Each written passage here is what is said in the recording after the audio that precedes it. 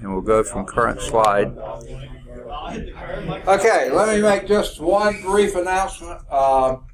If anyone was planning to get in touch with me or maybe planning to get in touch with me on Friday, normally on Fridays I'm on Birmingham campus, West Campus, in the academic building B122.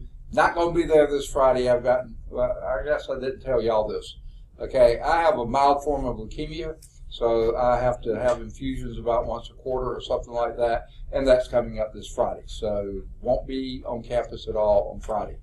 Also, it sometimes means I have a doctor's appointment about once a quarter too on Tuesdays, because they only see patients on Tuesdays, but I've already had it this term, so we won't miss a class.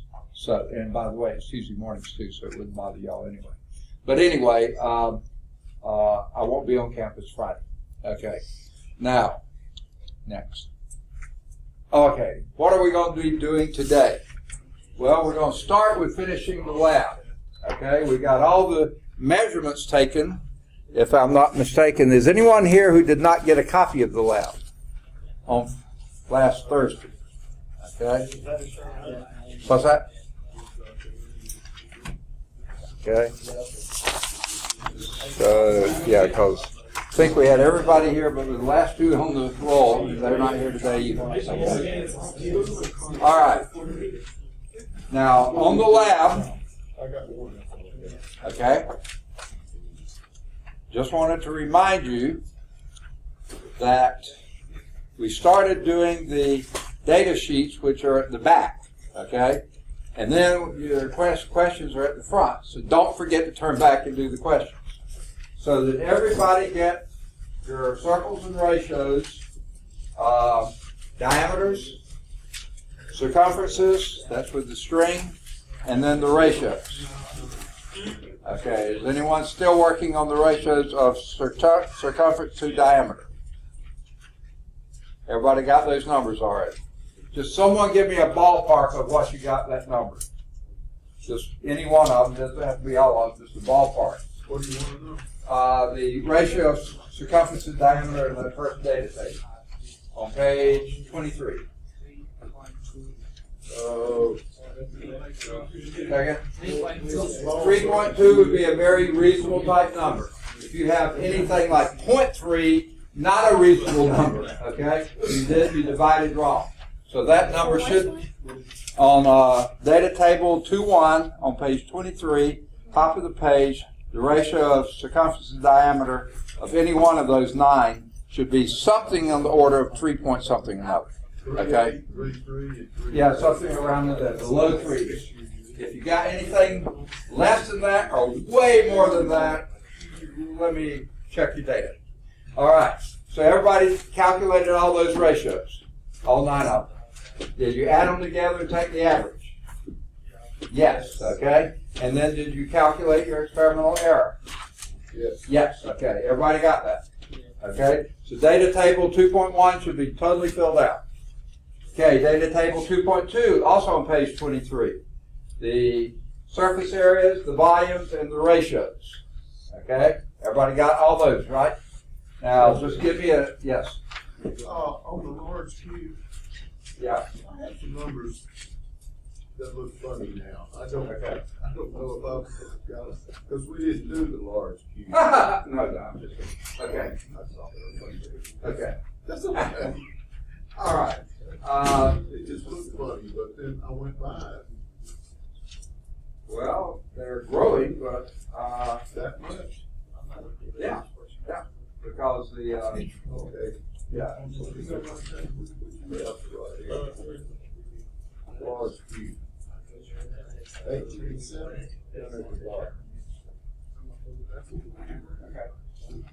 And you know, this is a lab. You can work together as a team, as y'all are doing now. Okay. You ain't got nothing like I got. Okay. Okay. Yeah, I got. Okay. All right. Well, he's got 0.8 and I got 0.85. So Okay. So everybody's got that table filled in. Now, after you finish that table, good idea to turn back to page 16. Because after you finish that question, number 6, with the big white space under it, that requires an answer. Okay? So be sure you go back and, based on your data, give what you see the generalization is from your data. See the question number 6 on page 16. Yeah. Big white space. Be sure you answer that. All right. Then we were at the last ones, and I believe we called out all those numbers, so you should have gotten all the data numbers, and then you did your own calculations and did your graph, right? I think everybody has done that, right? Yeah. All right. Now, based on the graph, then you turn back, put together strangely, okay, to page 18, okay? And starting on question 8 on page 18, calculate the slope from the graph. I think most of you were doing that. If not, work on it. Calculate your experimental error. Whatever your slope was in 8, that determines your experimental error in 9. And you use 1.0 as the actual amount. And your number 8 is your calculated or measured amount. Okay? Experimental amount. Then you should have been able to already answer question 10, sorry. Based on what you did, what we're doing. If you have any questions, please ask. Now you can hold off on 11 until you finish the whole thing if you want to. Just don't forget to come back and do question 11. All it takes is a yes or a no and a little bit of an explanation, a sentence or less. Okay? You can write more if you want to. Now the results. A lot of this, question 1, and question 1 for sure, I think you can find in the reading that you had at the very beginning. Okay? And then question 2, you actually calculated and came up with a number. So everything else there, 2, 3, 5, 6, 7, you should be able to answer just based on what you have. Okay? If you haven't finished those, good to work on. Okay. Then the problems. Now these have nothing to do with the actual measurements you made, but they're just supposing a different situation. You have an aluminum block, a big aluminum block. 1 meter by 2 meters, that's about my height, by 3 meters, okay? A huge aluminum block, okay? And then it asks for what's the volume of the block in cubic meters. That should be a pretty easy calculation. And then what are the dimensions of the block in cubic centimeters, okay? No, the dimensions in centimeters. That block, that one right there, what would 1 meter be in centimeters? Anybody? No, that would be a millimeter. 100. Think of a cent, okay? A cent is 100th of a dollar, right? So this is a centidollar, okay? 100th of a dollar. So yeah, I guess, what question are you on there? This is number 2 on page 20, bottom of the page. So I got 107, maybe 302. yes, absolutely. Okay. Now, make a sketch of that block, and frankly, that sketch will look just like this one. Maybe you might want to make it a little bit bigger, and I don't think I would darken in one face, because you're probably going to need to write on it.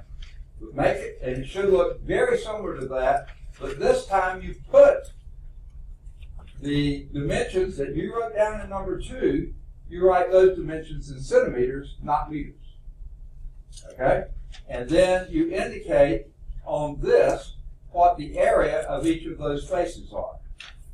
The face over here that you don't have to do black, but that face, which would be the same as one on the right-hand side and the left-hand side.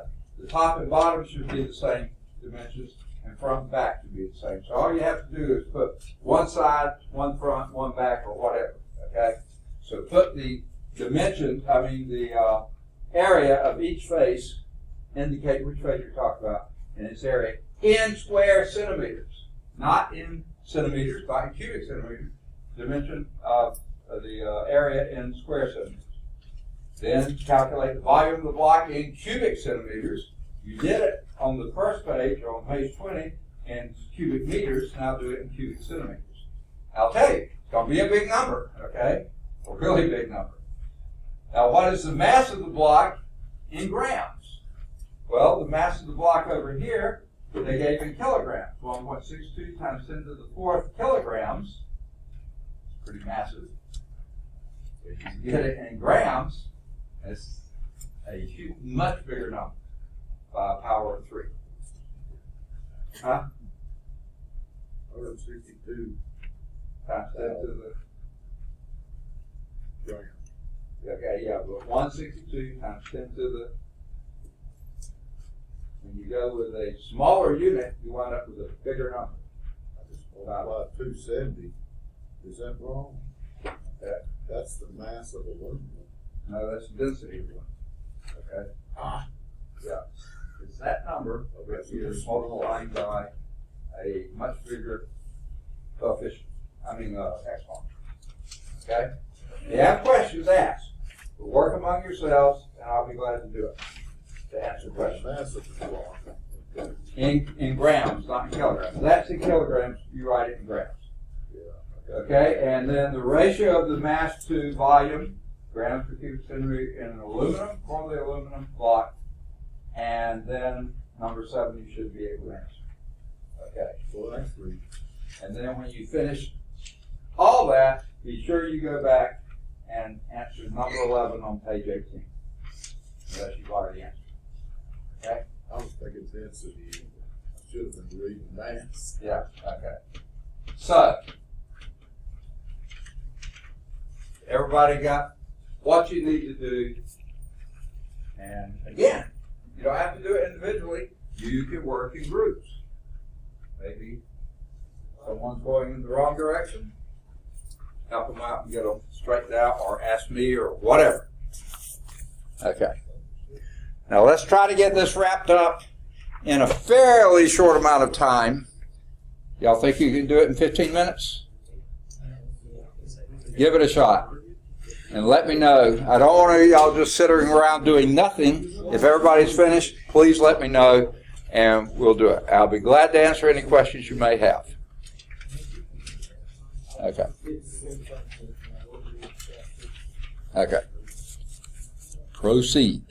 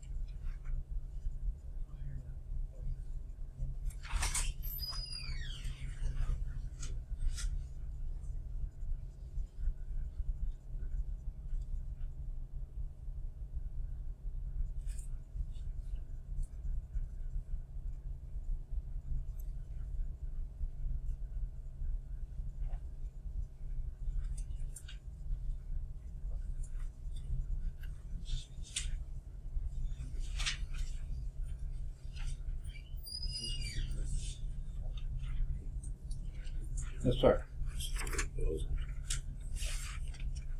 This question here. Mass equals 5 times density. Okay. Okay. You're right, but here's the block. There's the mass. Give it to me in grams. Okay. And it should be, you should get something very close to the same. Well, I don't know. I just took. You get the 1.62. That's right. But I just took. This is the density of aluminum off that chart. right. Okay. Okay. Now there's where you ran into problems. I didn't put the cubic centimeters. No. When you multiply this by that, I don't think you get that. There's 2 zeros, 2 zeros, 2 zeros. That's going to give you 6 zeros. I don't have enough. You don't have enough. And that's why doing it that way give you a wrong answer. I've slept since you called us this. Okay.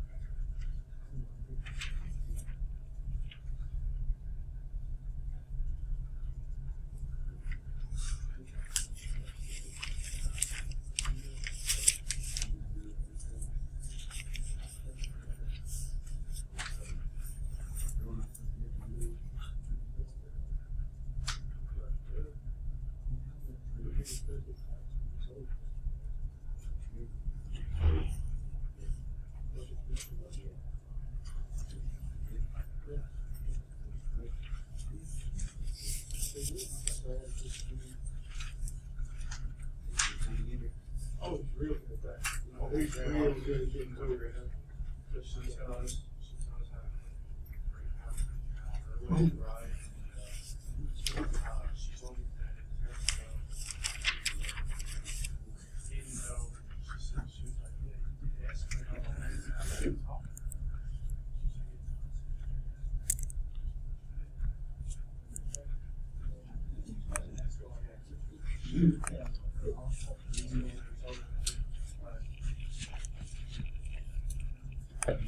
I can't remember. It seems like we did one of these, but in case we didn't, I'll work it out here. Let's get the current slide.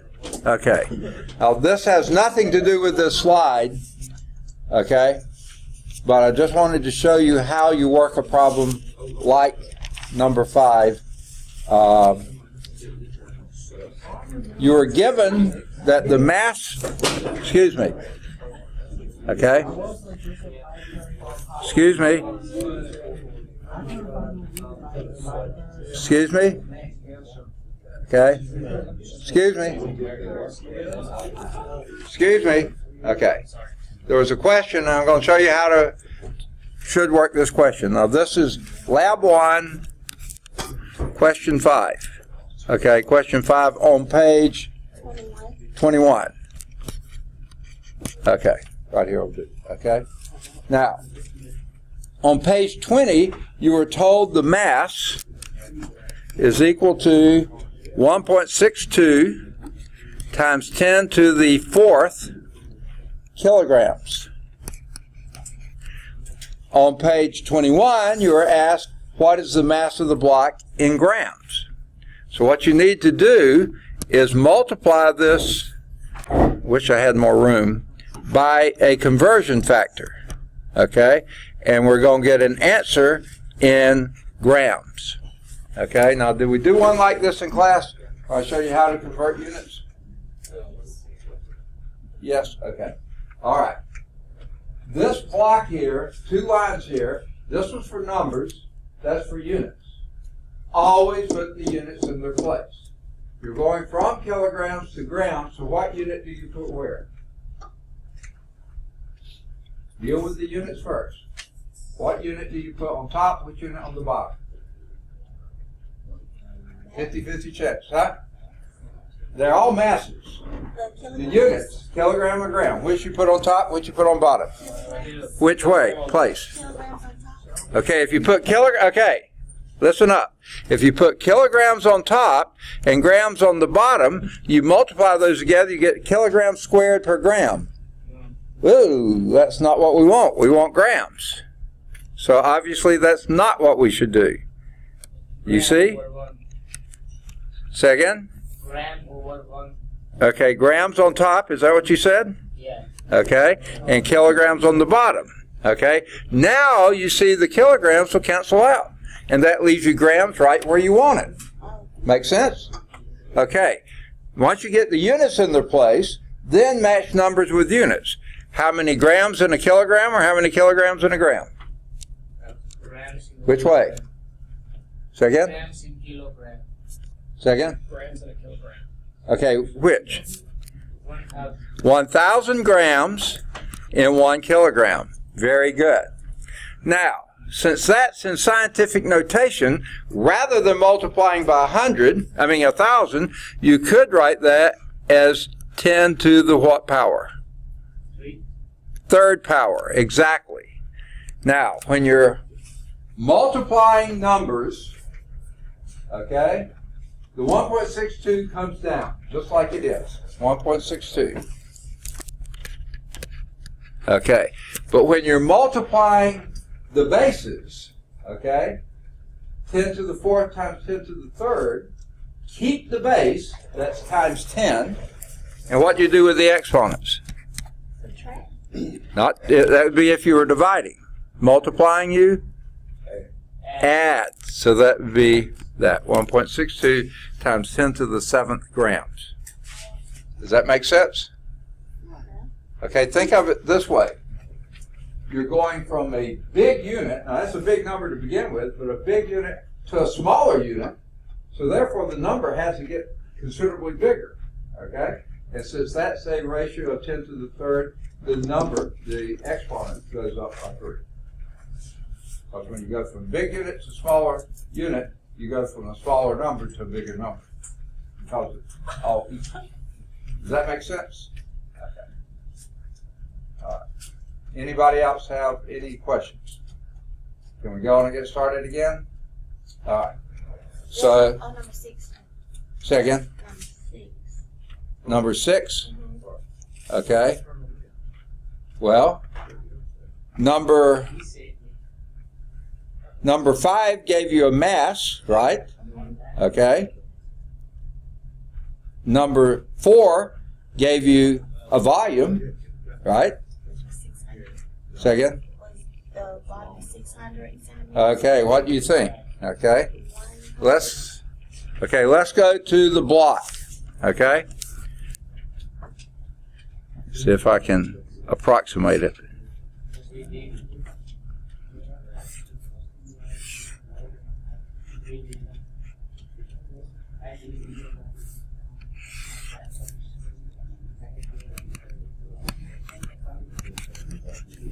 Okay. Something like that. There's your block, right? Now, what they gave you was 1 meter by 2 meters by 3 meters, right? Okay. Now, express those in centimeters. What were they? 100 centimeters. Say again. This is 200 centimeters. And 300 centimeters. Okay? Now, number 4 Number 4 asks you to get the volume of the block in cubic centimeters. So what would you be multiplying? 100 by 200 by 300. Do you think that's going to give you 60 or something like that? 600. Oh, 600? 100 times 200 is going to be, 600,000.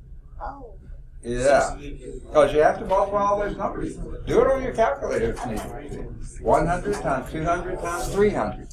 Big number. Very big number. 6 million. Yes. Not quite 600. Okay.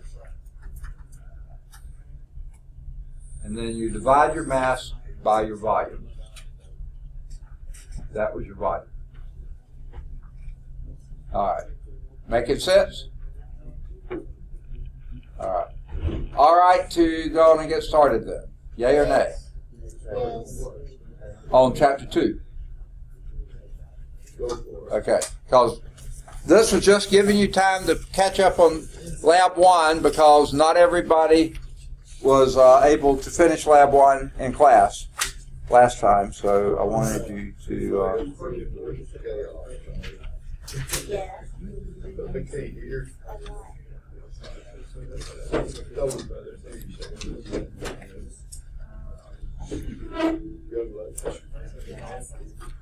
Okay.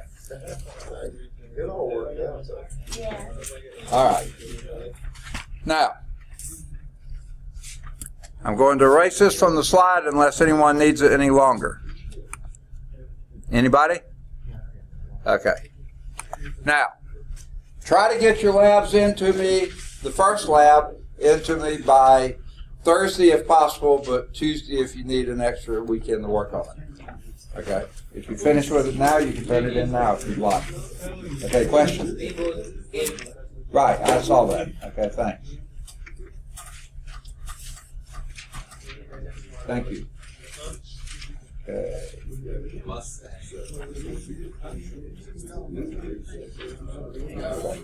Thank you.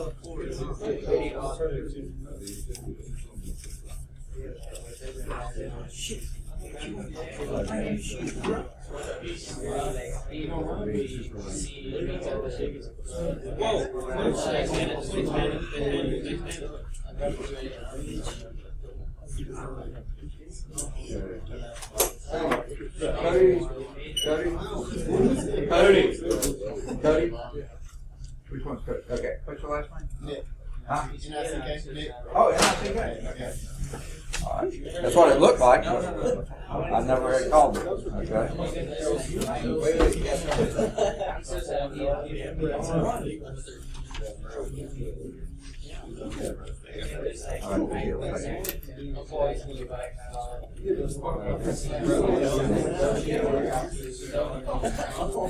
Okay.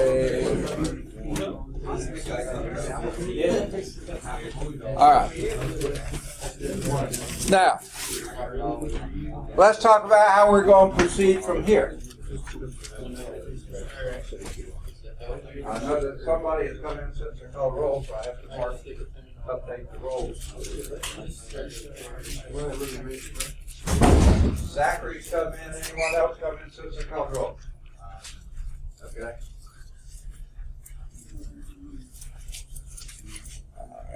I didn't see you, so I didn't mark you. So.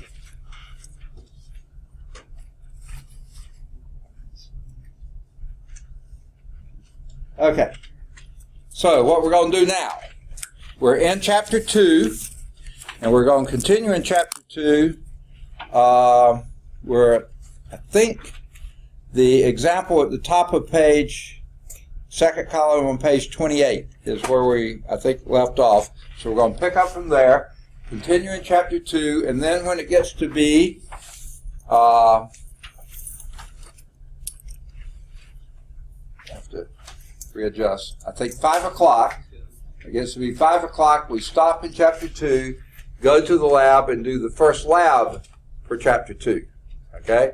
We're going to have about 3 labs for chapter 2, so we'll go and do the first one. We'll have at least 2 hours to work on that. I don't think it'll take you 2 hours. It's nothing like this first lab, okay? Much, much simpler. One I made up, okay, not from the book, okay? And then, after we finish that, after you finish, if you want to go and start on your test, you can. And then when you finish your test, this is test 1, chapter 1 test. Remember, you can have with you for any test you take, including the final, a formula and equation sheet. Anything you want to write down on a piece of paper, you can have with you when you're taking the test. So, it's now, if I can read my watch here, about 4:15. Is that right? Yeah. Okay. So we got about 45 minutes in chapter 2. Let's see how far we can get. I need to get at least enough covered. Excuse me. At least enough covered for us to have the lab today. I think we're pretty close to being there already. But let's go. All right. Any questions before we get started? All right. We're in the section measuring motion, and we're looking at speed, and that's why this is up here. But it's also up here because it has a little bit of white space that we can do the example 2.1 on page 28, top of the second column. The driver of a car moving at 72 kilometers per hour, 0.0 kilometers per hour. What is that a measure of? That is speed, distance per time. And they call speed V bar, average velocity, average speed. Okay? Drops a road map on the floor. Oops. It takes them about 3 seconds, 3.00 seconds to that precision to locate and pick up the map. So what's that a measure of? Time. Okay? Now the question is, how far did he travel during that time? So what are we looking for? Distance. How far? That answers the question for, that's the question for distance. So what is the relationship between velocity, time, and distance? Do you have a formula that will do that for you? V equals V over T. Say this again. What did he say? V equals delta T over delta. Okay. Delta D over delta T. Okay. A little slower and louder. Huh? V equals delta D Right. over T. Okay. V is equal to D over T. Very good. Now, the question is, do you want to plug into this with the things you know and then solve for what you don't know, or do you want to solve it literally with letters for D and then plug in? Plug it, chug it, plug, I don't care. Okay? What? Put the numbers in first or rearrange first? Rearrange first. Okay, so we're looking for distance. So how do we get distance by itself? V equals V over T. Say again? V into T. Okay, multiply both sides by t, and that the t's will go out here, and you have distance is equal velocity times time. Or you can do your little triangle circle if you prefer those. So now we take 72.0 kilometers per hour, and we're going to be multiplying by time, which is 3.00 seconds. What's wrong with this picture? Say again? What's that?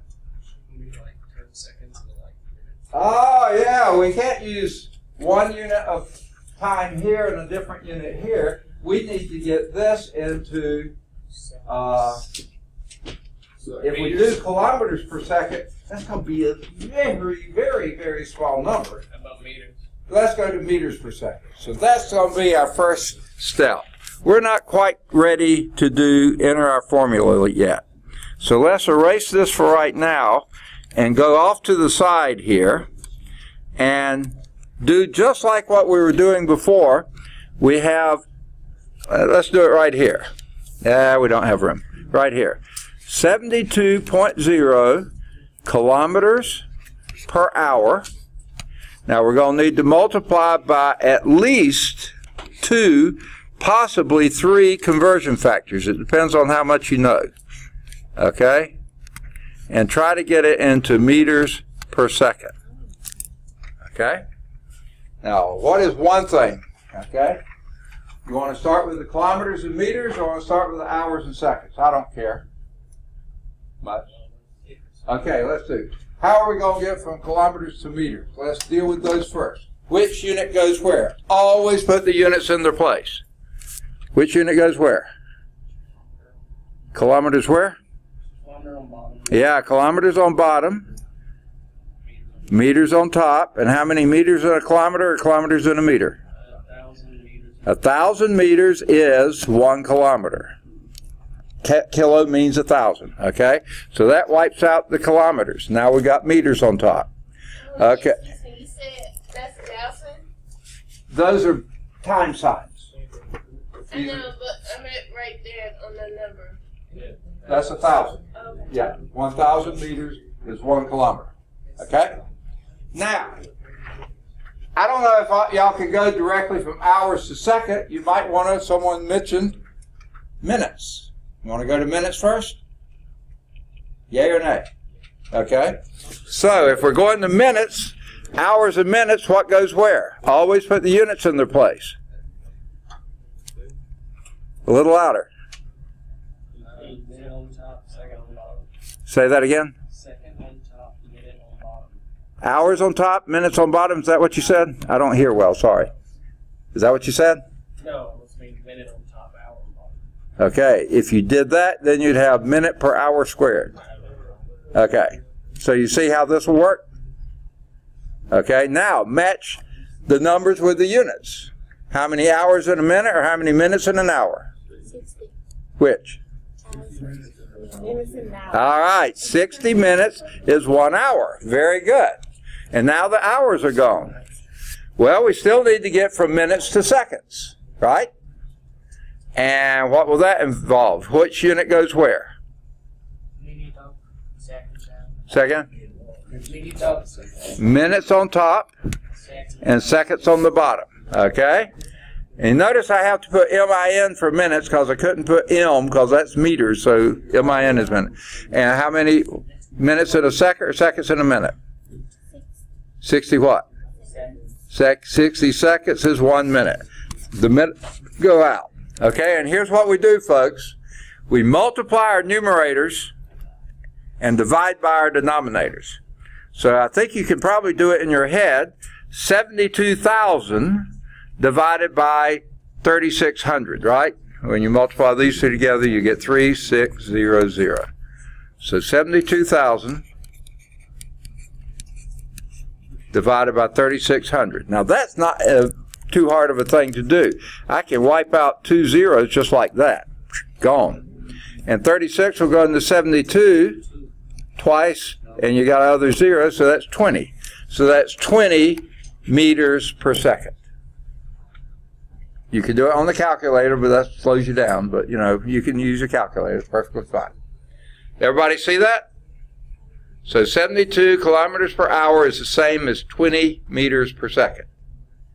Now, that's the one we should put in here. Still a velocity, 20 meters per second. Multiply that by 3 seconds, and what do you get? 60 meters per second. A little louder? 60. 60.0. We need 3 significant digits. I didn't put them up here. I should have. Okay? Because those conversions are as many places as you need. So 60.0. And notice the units cancel out, and that would be meters. Now, how far is 60 meters approximately? Anybody know? A meter is what? It's a little longer than a yard.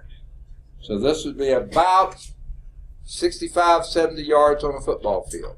More than half of the length of a football field. Well more. More like a third of the length of a, 2/3 of the length of a football field. So while he was down there, he traveled 65, 70 yards. Okay? All right. In those 3 seconds.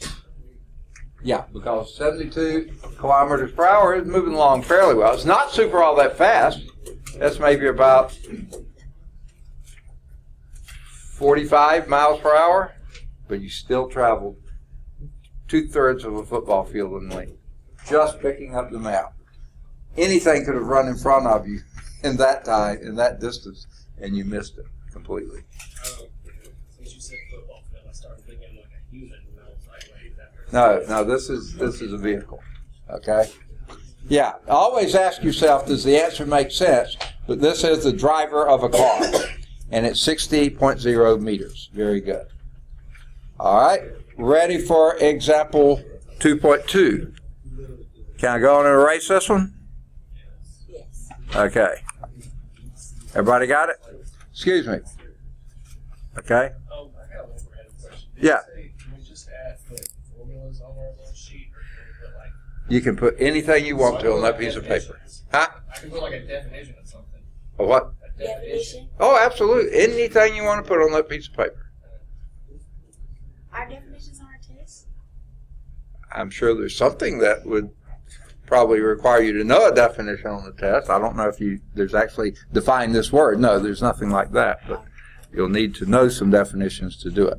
So let's look at example 2.2 at the bottom of the second column on page 28. A bicycle has an average speed of 8 kilometers per hour. So there they gave you average speed, so that's V bar is equal to 8.00 kilometers per hour. It looks like we're going to be doing that again. How far will it travel in 10 seconds? So what's the question asking for? How far? Well, yeah, that's going to be distance is equal to unknown. That's what we're looking for. 10 seconds measures what? Time. That's your time. Now we're in the same boat we were before, same formula, same equations. We just got to do our same conversion at the top here. Should be able to remember it pretty easily. Let's start with that velocity. 8.00 kilometers per hour.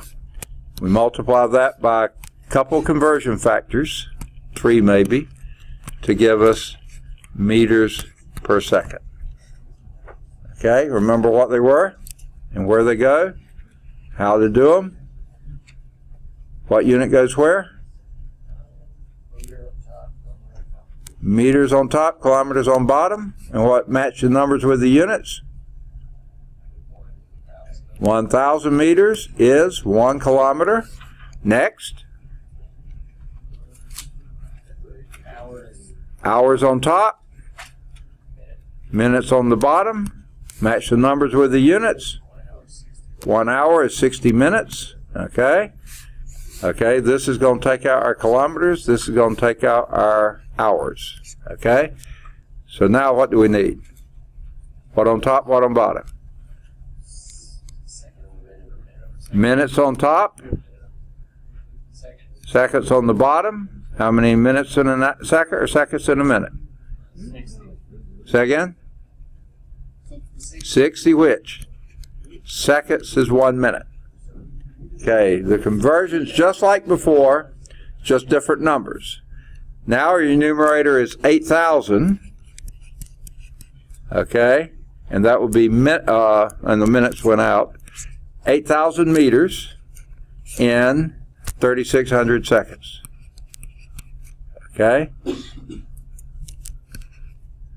Do that on the calculator. Well, that's fairly easy to wipe out 2 zeros. 80 divided by 36. 2.2. I would do another one because we got 3 significant digits. You might even want to do more than that, but whatever. So our distance is equal to velocity, average velocity times time. Average velocity is,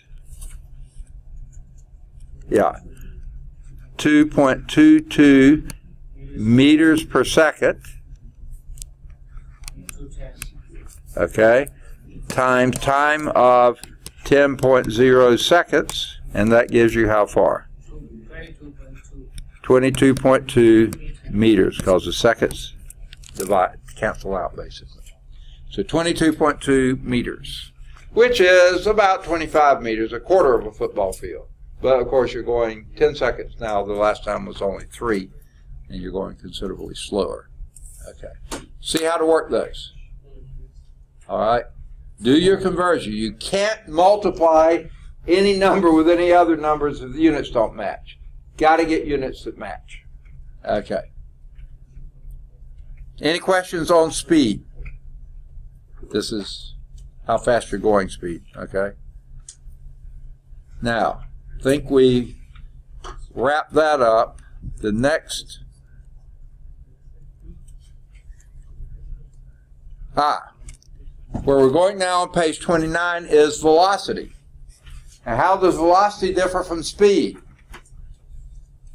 Anyone remember that? I know it's a long 4 or 5 days ago. Say again? Velocity and speed are very closely related. They have the same units. Velocity is like they have a direction. Yes, velocity has a direction, speed is just a number. We call velocity a vector, speed a scalar. No direction involved with speed. Okay? So, it describes speed. How fast is the thing going? That's the magnitude. With a direction, where is it going? Okay, I gave the example of my driving here from home this morning. That was about 20 miles in the southwest direction. So driving home, I'll be going in the northeast direction. So same distance, but different directions. So velocities are vectors. They have direction with them as well as magnitude. Okay? The graphical representation for a velocity or something that has direction associated with it is a vector. The length is the magnitude, how fast it's going, the speed. The arrowheads indicate the direction, whichever way the arrows are pointing. Okay. Now, here are 3 examples of cars. These two, this car is going 60 kilometers per hour to the east. This one's, 30 kilometers per hour to the east. This one's going 60 kilometers per hour to the east. Okay? Certainly, the directions are the same, but the magnitudes are quite different. This is twice the magnitude of that. Okay? Now, this one's going exactly the same speed, 60 kilometers per hour, but it's not going the same direction. So it doesn't have the same velocity. It has the same speed, but not the same velocity because velocities are in different directions. Okay? So same speed, different directions. So different velocities, same speeds. This is same direction, but different speeds. So it's different velocities again. You have to have them both the same for it to be the same velocity. Make sense? Okay. Now, displacement is usually the term I use for moving something. That's a direction only, but that's with a direction. Okay, distance is how far you moved it. But with a direction, that would be a displacement. I use that term. The book doesn't really use it that much. Okay. Any questions on velocity? Now, acceleration. Now, let's think back for a moment. We started with a displacement, or a distance, either one. When you divide that by time, we call that the time rate of change of displacement. That gives you speed if it's distance, velocity if it's a displacement, depending on whether direction is involved. What's acceleration? The rate at which the speed is, velocity is changing. The motion means velocity, okay? So that's the time rate of change of velocity. Now, there's 3 different ways you can accelerate, okay? You can change your speed. That's always an acceleration. Speeding up is a positive acceleration. Slowing down is a negative acceleration, okay? Anytime your speed changes, you have to be accelerating one direction or the other. However, you could be going at the same speed but change your direction. Your velocity is changing, therefore you're accelerating. Your motion is changing, therefore you're accelerating. Now, what direction are you accelerating if you're going around the curve? What direction are you accelerating? Always toward the center of the curve. You have to be accelerating in that direction, even if you're not changing speed, because you're changing your velocity.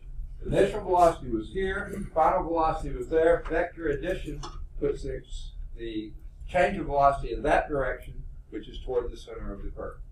Always. Okay? Now, both speed and direction could change, and then certainly you're accelerating. And remember, accelerations can be negative as well as positive. Okay? Now, when you're going around the curve at same speed, that's usually always considered a positive acceleration inward toward the curve. Okay? Just so you get that one concept out.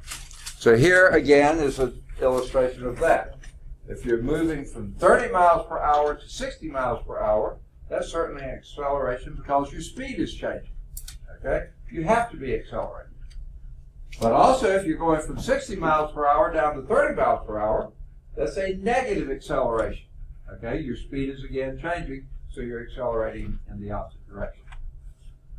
If you're going at 30 miles per hour, go around the curve and wind up at 30 miles per hour that way. You were going this way initially, this way final. Guess what? Your acceleration would be, if you put signs to this, that would be a positive 30 miles per hour. This would have to be a negative. The difference of that is 30 minus a minus would be your total change of speed would be, or change of velocity would be 60 miles per hour in that direction. That would be an acceleration toward the center of the curve. Now, if you were going at 30 here and 60 down here, you sped up afterwards, you're certainly accelerating, again, pretty much in that direction overall. It's hard to say for certain because you're constantly changing here, but yeah, that would be from final minus initial, that's a pretty significant change. So those are all examples of acceleration. Positive acceleration, negative acceleration, and acceleration due to changing direction. Anytime you change direction, you have to be accelerating. Now, have any of you ever been to a racetrack? Oh, I thought maybe some of you have. Okay, especially something like Talladega. What do you notice about the places where they change direction? Is that the same as when you're on the straightaway? It's banked big time. Why? Because if you left it to the friction between the tires and the road, you have those curves flat into the fence every time. I mean, they'd have to slow down incredibly to get you have to have an acceleration this way. Okay? Forces this way. We're going to talk about that a little bit later. By banking the curves, now the surface is pushing you toward the center, if you think about it that way. So that contributes to that. Now, are any of you familiar with the curve when you're coming in I-20 from the east? You're coming in, you're getting close to the airport, and there's that intersection where 59 comes in. And that, say again? Where all the wrecks happen. Yes, exactly. And why? Because that's a very sharp turn, and they don't have enough bank in it. They just couldn't get enough in that sharp of a turn. You got to slow down on that. And what's on the other side of that bend? Yes, a cemetery. And that's where you're going to wind up if you don't slow down. You know, literally, you'll go into that, or you'll wind up. Okay. So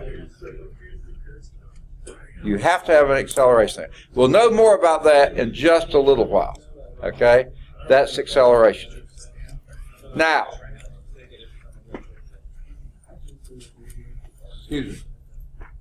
Earlier we talked about what if you're going at 10 miles in, let's see, how was it? 10 miles in 1 second. Is that it? A mile in 1 second. Another mile in another second. Another mile in another. The first minute in minutes. Going 1 mile in a minute. Another mile the next minute. Another mile the next minute. What would you say about your speed? Say again? 60 miles an hour. 60 miles an hour, and it's constant, right? Okay. Now, if you're going 1 mile in 1 minute, but then the next one you're going mile and a half in a minute, that's not a constant speed. Okay? Now, what an acceleration, if you have a constant acceleration, that means two things. It means you're going in a straight line. If you're turning, that can't be a constant acceleration. You are accelerating if you are turning. So you have to be in a straight line, and if it's a constant acceleration, then we call that uniform acceleration. Okay? Now that uniform acceleration could be 0, okay? Does that mean you're stopped? No, what does it mean? Real slow. No. If you're in an airplane at 500 miles an hour, and you stay at 500 miles an hour, what's your acceleration? Say again? 500 miles per hour. You stay at 500 miles per hour. You don't go up or down. You don't turn. 500 miles per hour. What's your acceleration? 0, because you're not changing speed. Acceleration is change of velocity for change of time. If you have no change of velocity, 0 acceleration. No, you don't have to be going real slow. You'd be going about 500 miles an hour. That's pretty fast. But you could still be going a 0 acceleration. So, but a uniform acceleration just means constant. You may be accelerating at a constant rate, 1 meter per second squared. It doesn't sound like a lot, but it builds up really fast. Now, your average velocity is simply related to the initial and final velocities if you're doing a uniform acceleration. And we will be using this in today's lab. And here's a little formula we'll use. Okay? We already have one formula for average velocity. What was that? You remember it? No, it was a long time ago. Like we used it just a little bit ago. It's distance over time, right? Delta D over delta T, right? That's your average velocity. Here's another formula for average velocity. If it's uniform acceleration, meaning constant straight line acceleration, if it's that, then you can also do this average speed by your initial speed added to your final speed. It's the average divided by 2. Just like if you had 2 tests. Add them together, divide by 2. There's your average, right? So if you know your initial speed, your final speed, add them together, divide by 2, that's your average velocity. Okay? I keep saying speed and velocity. We should be talking about, well, these could be either one. This is usually speed. Okay? So the average velocity is simply related to initial and final only if you're in uniform, that means constant acceleration. Okay. Now, whoa, okay. They have just completed acceleration. Before we move to forces, okay, there's several examples in the text. Okay, a couple of things though. Before we get to them, remember I showed you the figures. I wish they had these on the slide set. They don't. Okay? This is constant speed. Your speed isn't changing as your time goes on. That's constant speed. What's your acceleration? Constant speed, what's your acceleration? 0, as long as you're not changing direction. Okay? Here we have speed increasing with time, but it increases in a regular manner. This is called, oops, I flipped the slide. This is what we call uniform acceleration. Constant acceleration. This is constant acceleration, 0. It's a constant. This is constant acceleration, and this would be, it looks like about 5 kilometers per hour per second. That would be a constant, yeah, there it is. Constant slope, 5 kilometers per hour per second. Slope is change of y over change of x. The change of y was from 60 to 80. That was 20 kilometers per hour change in 4 seconds. So divide 20 by 4 and you get 5 kilometers per hour per second. That's an acceleration. Okay. Now, how are we doing on time? Okay.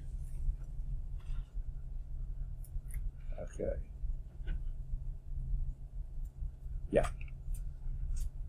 I think I said something wrong before. We're going to 5:15. I think I said, okay. So we've got another half hour. I said a half hour before. I was wrong. I misread my watch. Okay. So we got everything covered. Okay. So let's do, here's a formula. I wish they had shown you this formula too.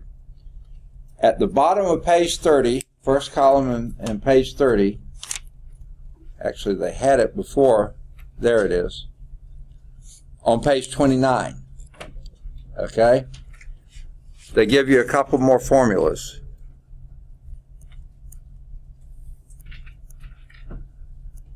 Okay. Boy, the slideshow is pretty pathetic, okay? All right. Acceleration is equal to change of velocity per change of time. Often I'll call that the time rate of change of velocity. And like we did before, velocity, average velocity, is change of distance over a change of time. Time rate of change of distance per time. So sometimes we put the delta, sometimes we don't. It really doesn't matter. Okay? Now, if you have got a change of velocity, this is usually, and the delta always means V final minus V initial. This would be D final, distance final minus distance initial, over the time interval. And that would be time final minus time initial, but quite often we know the time interval. That's your delta T, okay? And this would be T final minus T initial. The delta means final minus initial, okay? So that's what and the example I just showed you on the thing was from 60 to 80 in 4 seconds. That's given in your book right there, okay? So the other formula for this could be this. A is equal to V final minus V initial over your time interval. That's your delta T, and usually you know what that interval is. Okay? Now that gives you, that gives you a couple of other formulas you can use. If you multiply both sides of the equation by time, the time goes out, and then you have V final minus V initial is equal to A times T, and you can add the V initial to the other side. V final is equal to V initial plus AT. Okay?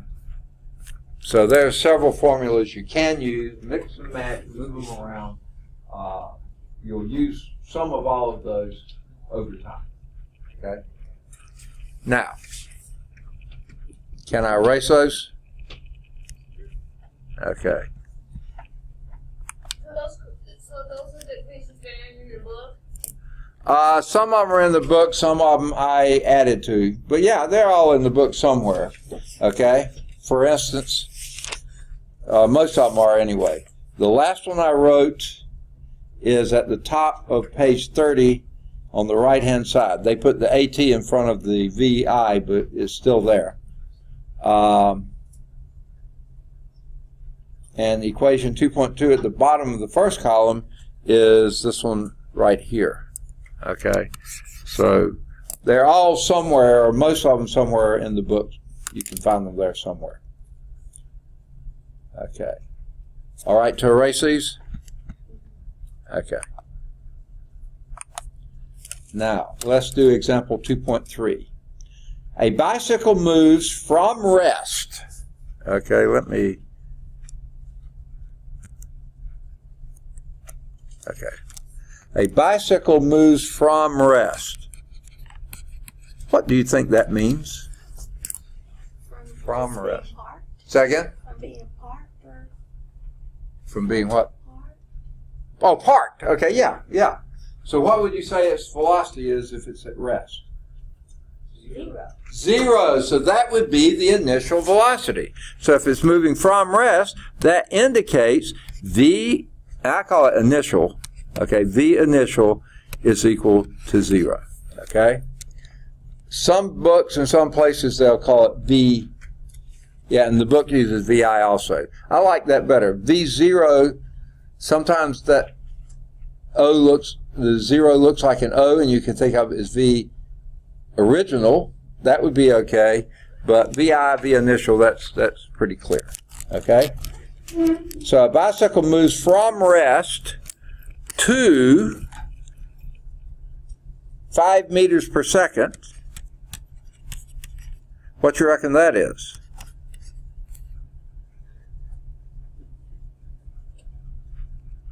Five meters per second. What would that be? What do you measure in meters per second? Distance. Second? Distance. No, distance would be meters. Seconds would be time. What do you measure in meters per second? Velocity. Velocity. But which velocity would that be? If initial velocity was 0, this would be your final velocity, because that's what it's going to.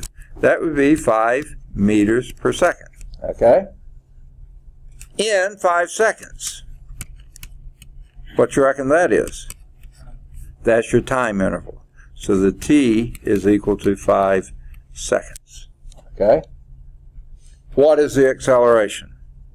That's what we're looking for. What is the acceleration? What was that formula we had just a few minutes ago? Acceleration is change of velocity over change of time, or the time interval. Okay. What was your change of velocity?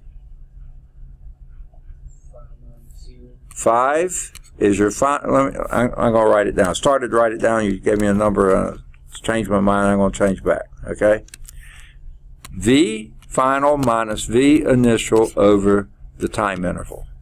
For in our case, it will be 5 meters per second minus 0 meters per second, or any other units you want it to be, over 5 seconds. So what would that be? 1 meter per second per second. And quite often we call that 1 meter per second squared. That's usually the unit we'll use for acceleration. Meters per second squared, feet per second squared. But as in the previous example that I had on the board, kilometers per hour per second. That's an acceleration. Change of velocity over change of time. When you're talking about how powerful your car is, it can do 0 to 60 in 4 seconds or something like that. Well, guess what that is? That is an acceleration. 0 to 60 is a change of velocity over a time interval. That would be 60 miles per hour per second. Okay, 15 miles per hour per second if it's 4 seconds. I just use the number to make sense. Okay, so it doesn't always have to be the same unit in your denominator, but usually in physics we try to do that, but you could use it otherwise. Still an acceleration. Okay, let's look at example 2.4. Does everybody got 2.3 okay? Can I change to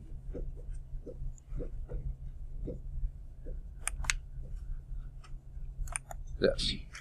An automobile uniformly accelerates from rest to 5 meters per second squared.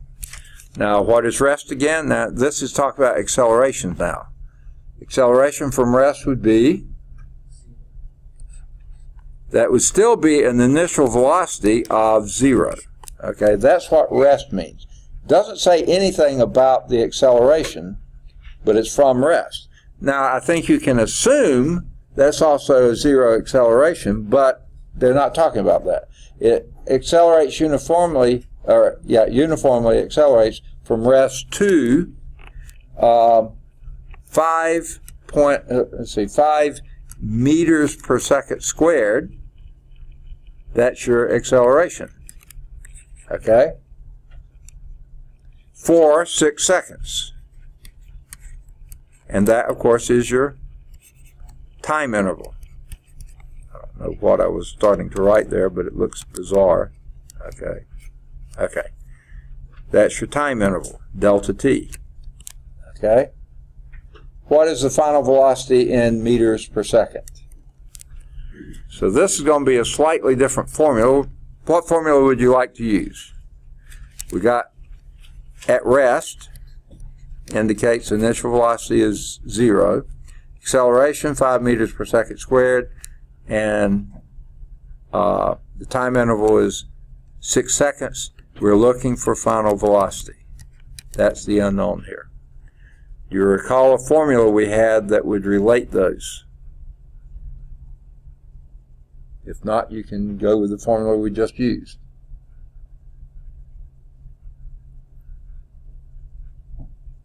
Anybody?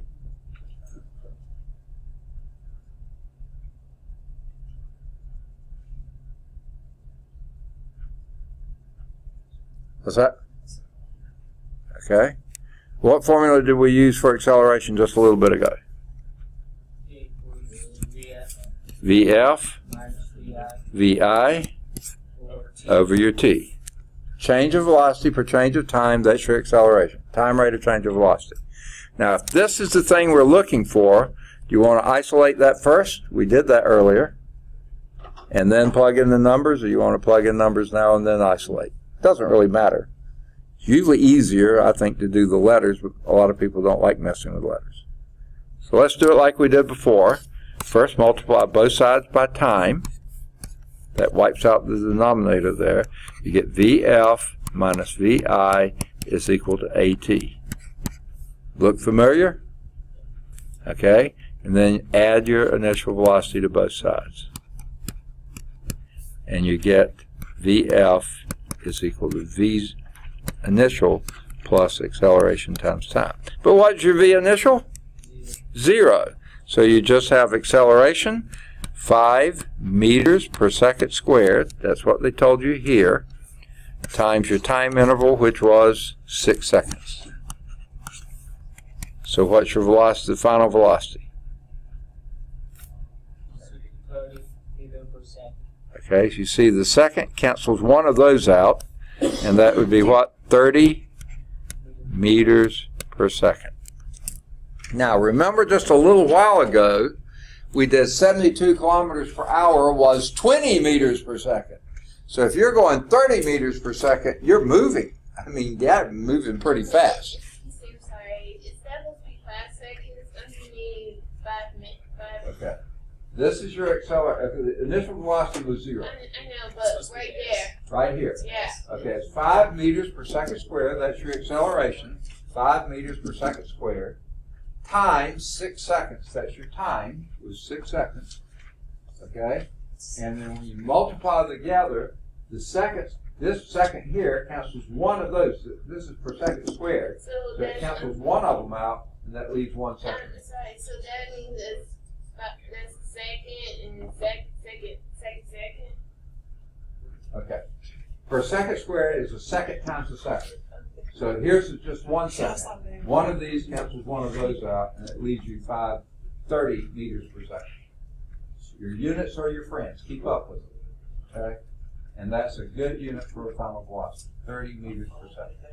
That's moving pretty fast, folks. Pretty fast. Because 5 meters per second squared doesn't sound like a lot of acceleration, but it means every second you're increasing your speed 5 meters per second. Every second. You do it for 6 seconds. That's up to 30 meters per second from rest. Moving along. Okay.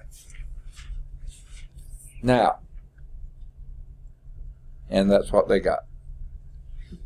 All right. Top of page 31, there's a little blurb at the top, Science and Society. These are usually pretty interesting to read. It's talking about transportation and the environment. And it's some pretty important issues there. Things that we can do to help clean up our environment. Basically some lifestyle changes. What page is that? That's top of page 31. Most of us, at least I travel far enough, I can't use a bike to get to work. it would take me leave awfully early in the morning, and I'd be soaking wet by the time I got here, no matter how cold it would be outside. Carpool, unfortunately, I don't live near anybody that works here, so that's sort of out of the question. Walking would take me even longer than a bicycle, or public transportation. Well, guess what? Birmingham city area doesn't have public transportation that makes its way out to Bessemer, so nope. Now, things you can do otherwise, I'm not going to go through all those, but you can think through those and consider things that maybe you could do, and there's some questions there. If you want to pursue those for a paper topic, you certainly could. Okay? Need to get some sources, but go for it. Let's move on to example 2.5, which is the bottom of page 31 on the right-hand column. Okay? Can I erase this one? Okay, this one's going the other direction. Excuse me. An automobile moving at 25.0 meters per second. The automobile is moving at that. What would that be? That would be a V. And which velocity? It starts the problem moving at that. That's now your initial velocity. It comes to a stop. What does that mean? Yes, you've come to rest, so your final velocity is going to be 0. Okay? This is going in a different direction. And it takes it about 10 seconds to do so. The time interval is going to be 10 seconds to do that, to come to a stop, when the driver slams on the brakes. Okay? Because remember, 25 meters per second is a pretty hefty speed. Okay? I'm guessing about 50, 60 miles per hour, maybe even a little more than that. How far did the car travel while it was stopping? Whoa. What we're looking for now, how far, what is that a measure of? Distance. Now, we don't have a formula that relates distance to, not yet, well, we sort of do. Okay? Yeah, we do. What is your distance formula? Is what? Say that a little bit louder. Yes. Average velocity times time. Okay? Now, we're having to make an assumption here, and that is this. When the driver slams on the brakes, the assumption here is a uniform deceleration. That is a constant deceleration. And that's a pretty good approximation, okay? Not a big stretch to say that. So, what we need to know is there's another way we can calculate our V bar. Average speed.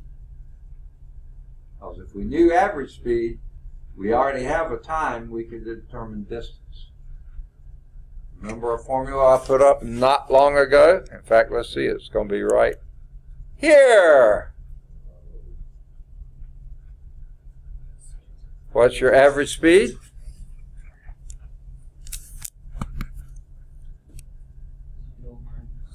Okay, 0, but that's a plus because you're doing an average.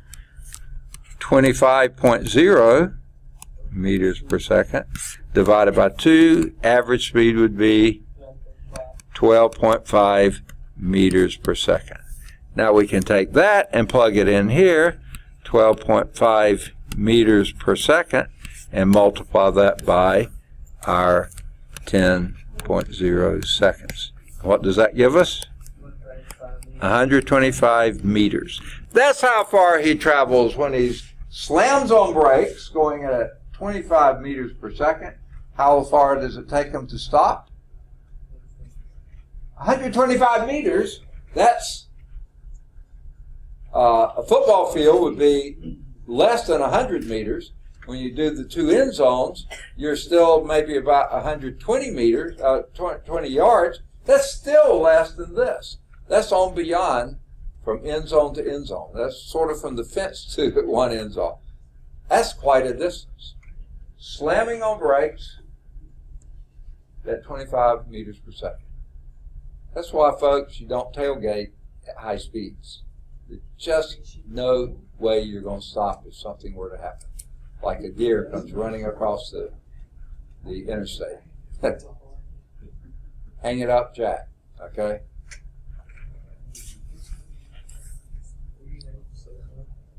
All right.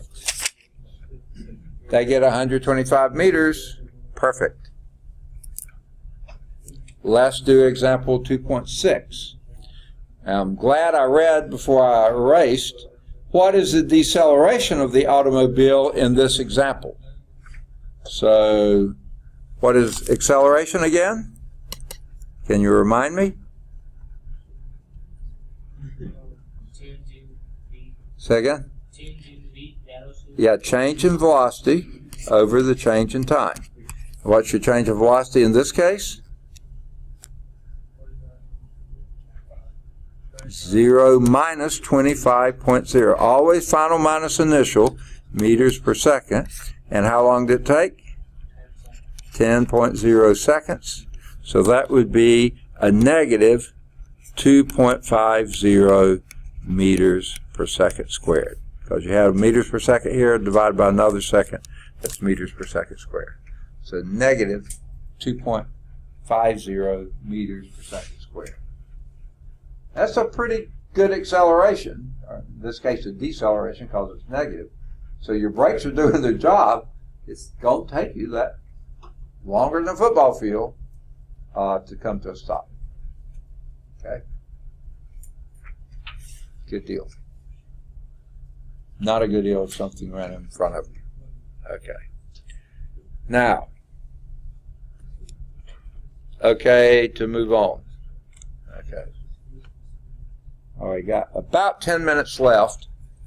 So let's get started on forces. Okay? Now,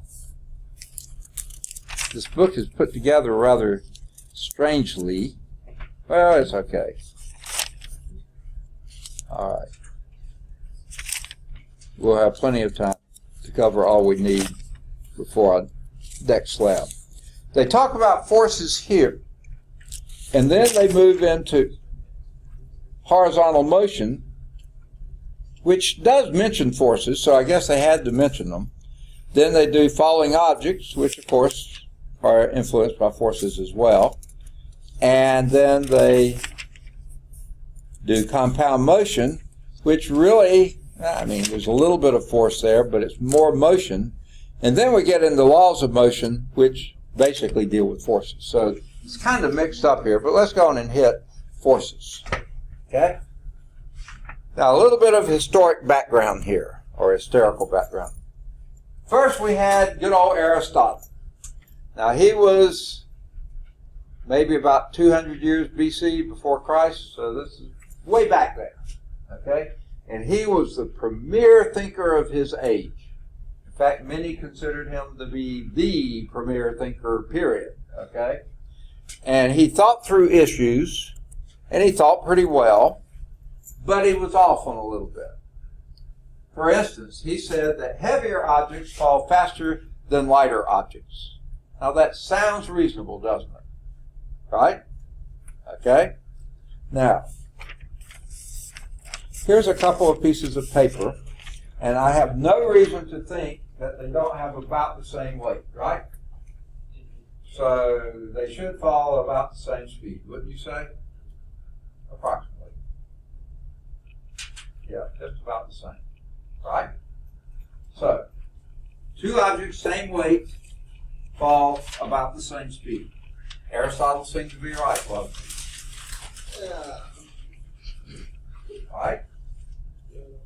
Now, still have the same two pieces of paper, and they have the same mass, same weight, right?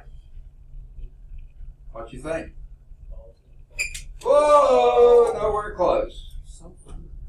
So it's not the heaviness of it that matters. It's something else. Aristotle would have said they should fall at the same rate. But guess what? They don't. This one fell faster than that one, and yet they had the same weight. One wasn't any heavier than the other. Okay? What went wrong? Okay? Now, Aristotle also said objects moving horizontally require continuously applied force. Okay?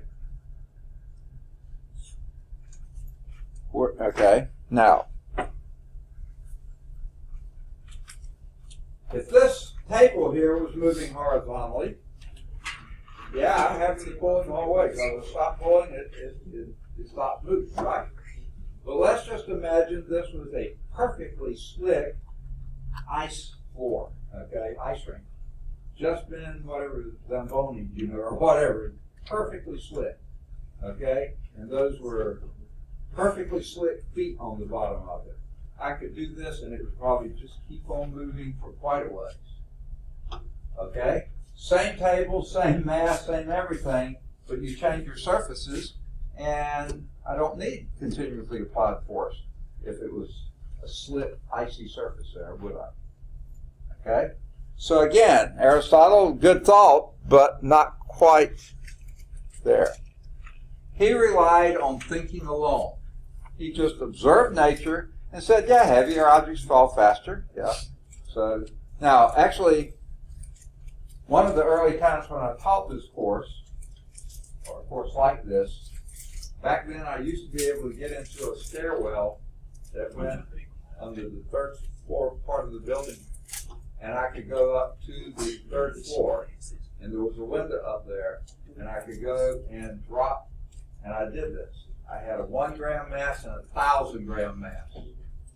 Okay? I dropped them out of the window at the same time. The students were down when the same. Both landed at the same moment. Okay? There wasn't a difference. Okay? He just assumed that a heavier object would fall faster. It sounds reasonable. He just thought through it. He didn't experiment with it. He didn't measure it. Okay? Then along came Galileo. And then in the next generation, Newton. They actually did experiments. Okay? And Galileo showed that with the absence of any retarding forces, and if you think about these pieces of paper, what the retarding force was air resistance. Because this one caught a lot more air resistance. This one had a smaller shape, so it didn't catch it. So with the absence of those retarding forces, that all objects fall at the same rate. And indeed they do. We call it the acceleration due to gravity. Okay, that's the rate at which they fall. Pardon me? I'm sorry. Oh, this is about page 32. Oh. Yeah. Yeah. No force is required for uniform horizontal motion as long as you've controlled for those frictional forces. Now, sure, if you have some retarding force, but you see, Aristotle didn't think in terms of forces, and Galileo and Newton kind of introduced this idea. But no force is required for uniform horizontal motion. Let me put another word in there. No net force. Okay. We'll get to that later. They did the reasoning based on measurements. And what Galileo did is going to be kind of like the reverse of what we're going to be doing in lab today.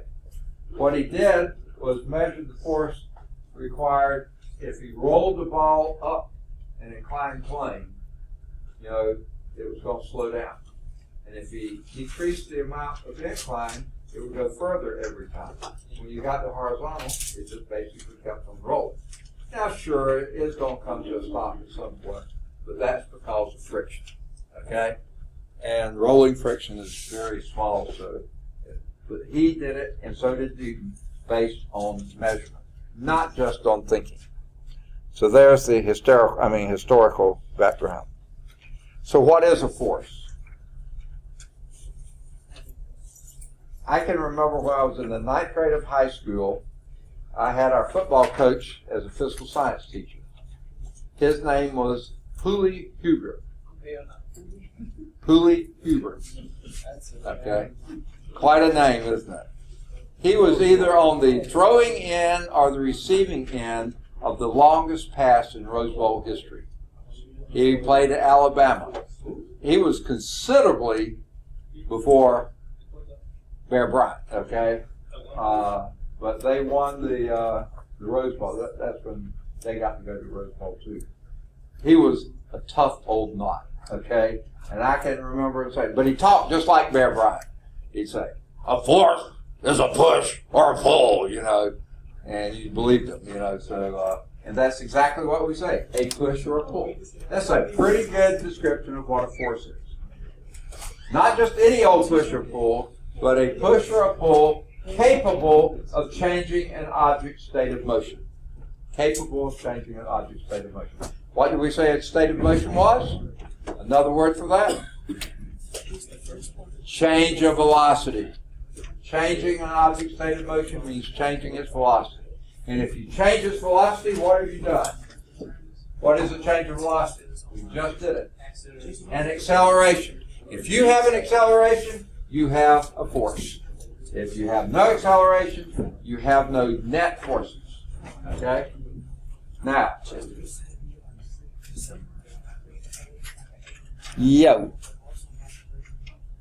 I think we probably need more time on this one. We'll come back to this figure right here, and that's where we'll start next time. Because it is 5:15, isn't it? Is my watch right? Or pretty close to it. So this is where we'll pick up next time. Okay. Now, what we're going to do is move down to the same lab we were in before, but this time I'm going to pass out your labs to you so I don't have to carry them down there. You get to carry them down there. Okay?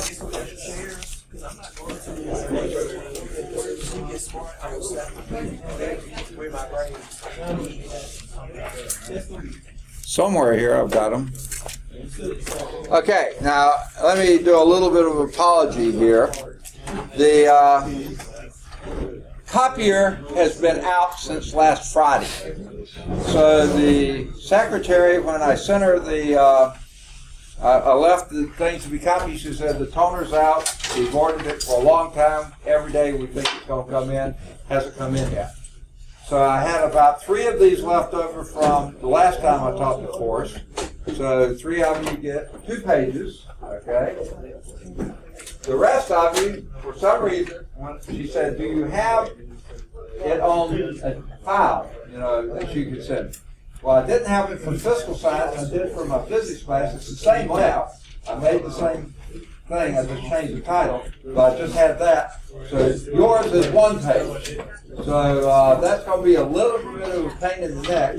So if any of you have at least a piece of scratch paper, that would be handy, because those with 2 pages to write on the back. Those without it, you're going to need a piece of scratch paper. So take a piece of scratch paper if you can. Go down the same lab we were. Now, if there's a class in there, if there's a class in there, pass on back. Pass on back.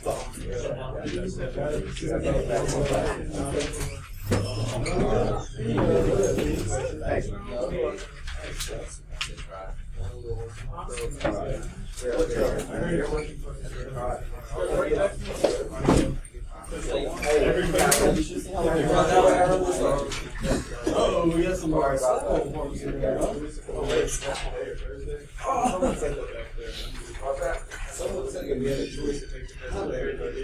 it's going to be different today. Wait till Thursday. I have to do it during my office hours. Is that okay?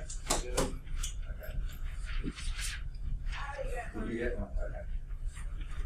All right. It's going to take me a few minutes to get my stuff together to get back there, so I'll get it there as soon as I can. Okay, we're working on Lab 2. The first thing you do is determine the mass of the 3 balls. Okay? Take your sheet of paper with you and record this. Now, the scales are measured in grams. Every little mark on there is a gram. Be sure you zero the scale before you make a measurement, so you know that you're really measuring the mass. Okay? Okay? All three teams determine the mass of the three balls. 70 grams. Okay? Now, it would be helpful if you calculated. 7, 7, 8 grams.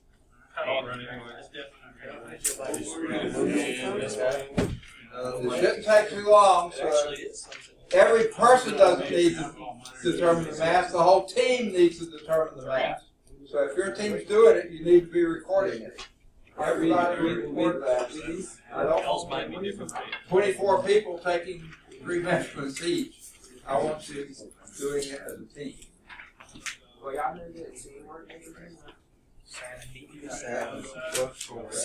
When you get the 3 masses, please let me know. 70 grams. We got 3 masses. You got it, okay? So this team 1 has got theirs. Team 2's working on theirs. Team 3 working on theirs. Okay?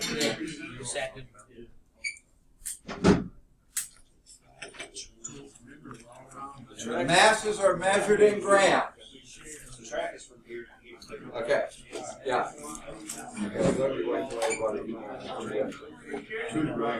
Okay. How are y'all doing on your math? 10 grams. 70 grams. You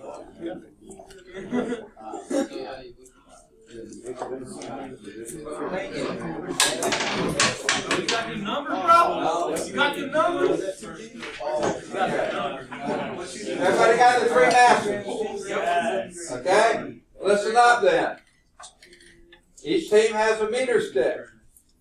And as somebody's already noted here, the length of the track is measured from inside to inside.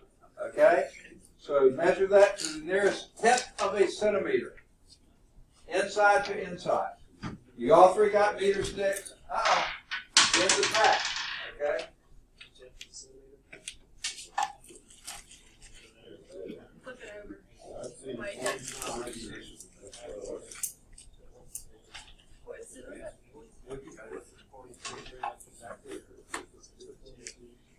Okay, the nearest 1/10 of a centimeter. Okay? Now, all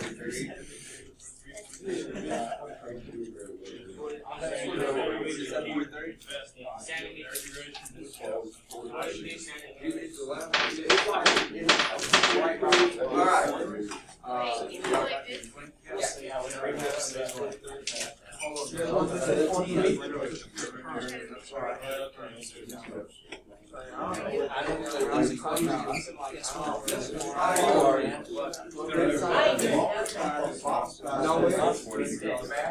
I was about to say,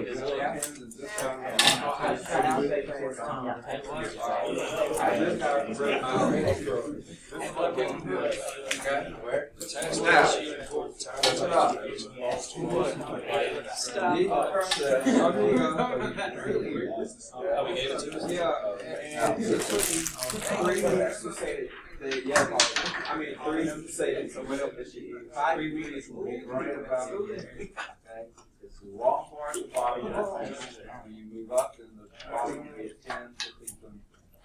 It's in my hand. And your set right together.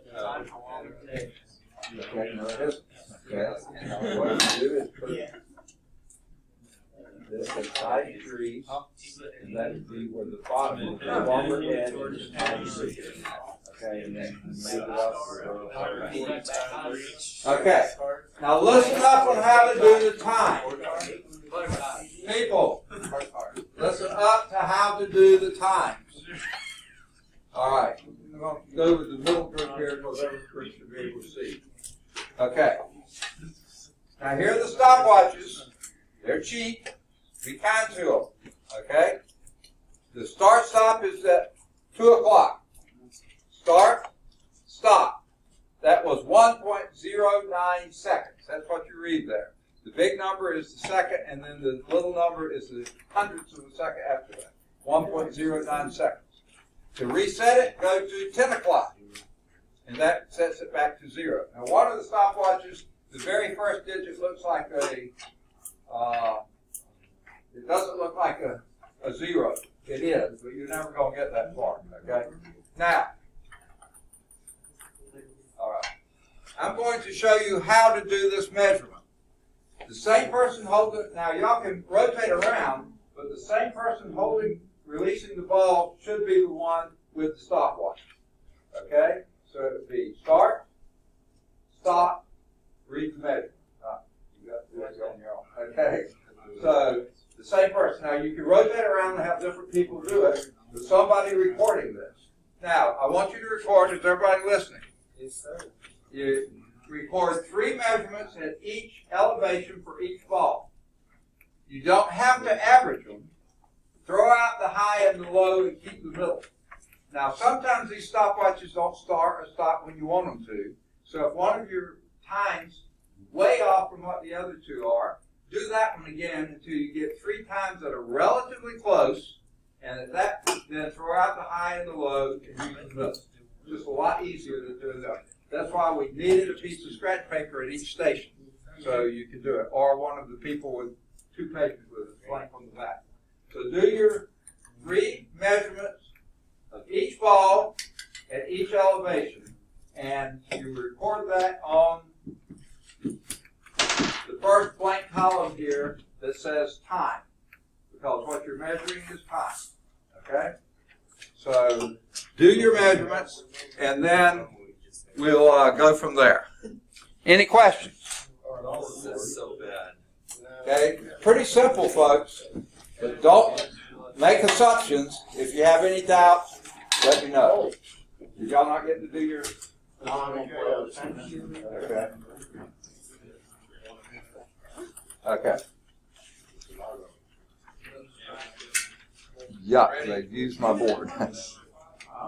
Okay, I'm going to turn off the speaker for now. All right, the question again was, what's your average acceleration? It's V final minus V initial, which of course V initial being 0 is just V final, divided by the time that you did in the second column here. Okay? Or first column that you filled in. That's your average acceleration. Does that make sense? Okay? All right, let's start from the beginning. You got your time to roll down the track. You took the distance that you had measured the track, divided by that time, that gave you the average speed. Okay? Then because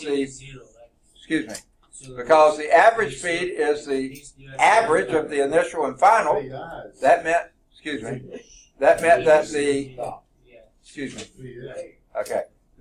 that the final speed was exactly twice the average speed. So you got your final speed then. Okay? Then your average acceleration is V final minus V initial, but V initial is 0. So it's just V final divided by your time interval. That's the first column you filled in. That's what you do. Each of your final speeds divided by the time that corresponded to that. Does that make sense? Yeah. Okay. I can see what rubber is in 10 so everything fixed.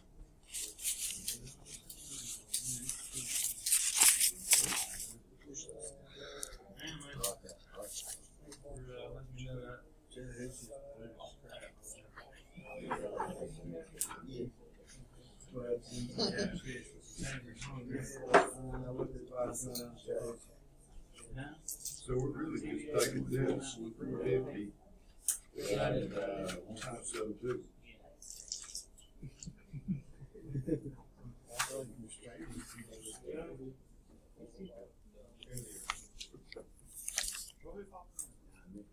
It should be at the remember from last semester.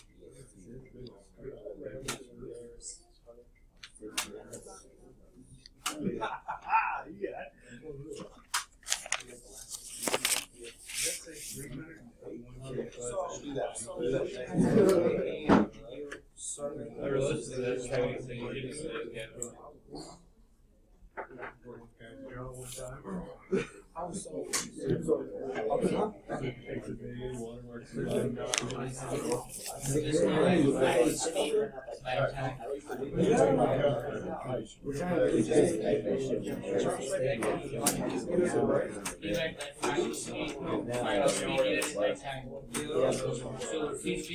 It was actually more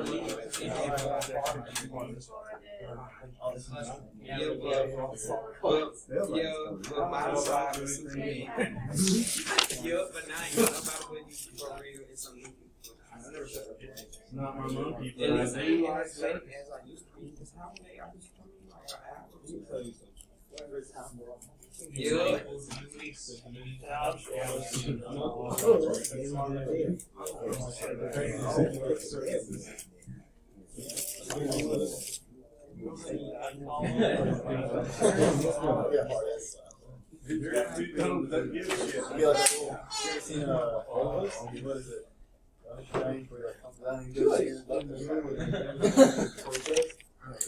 If there wasn't a thing called native student, I would rather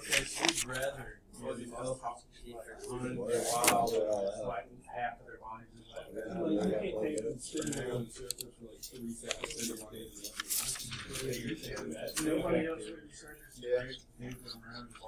It's like hit a rock or something. It's hard to see what's It's like, what's what's that say?